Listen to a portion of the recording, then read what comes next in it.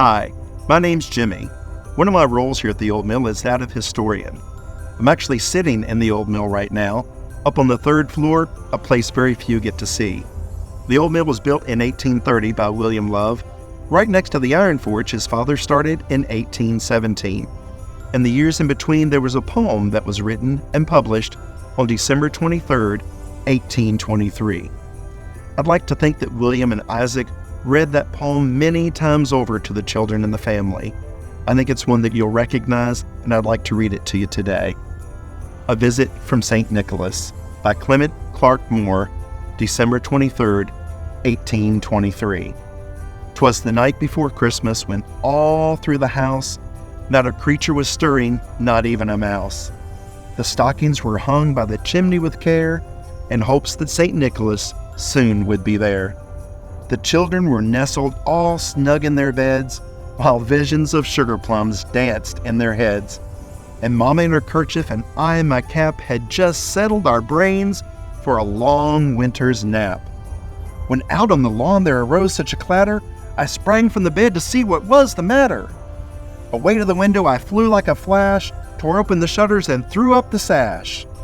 The moon on the breast of the new-fallen snow gave the luster of midday to objects below, when what to my wondering eye should appear but a miniature sleigh and 8 tiny reindeer. With a little old driver so lively and quick, I knew in a moment it must be St. Nick. More rapid than eagles his coursers they came, and he whistled and shouted and called them by name.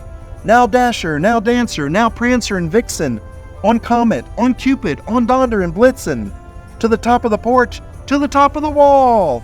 Now dash away, dash away, dash away all. As dry leaves that before a wild hurricane fly, when they meet an obstacle, mount to the sky. So up to the housetop the coursers they flew, with a sleigh full of toys and St. Nicholas too. And then in a twinkling, I heard on the roof the prancing and pawing of each little hoof. As I drew in my head and was turning around, down the chimney St. Nicholas came with a bound.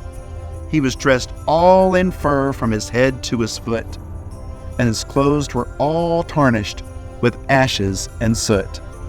A bundle of toys he had flung on his back, he looked like a peddler just opening his pack.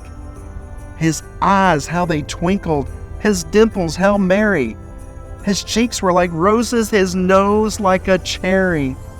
His droll little mouth was drawn up like a bow, and the beard of his chin was as white as the snow.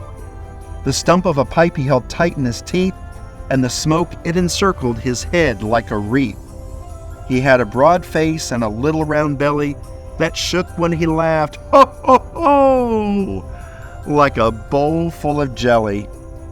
He was chubby and plump, a right jolly old elf, and I laughed when I saw him in spite of myself.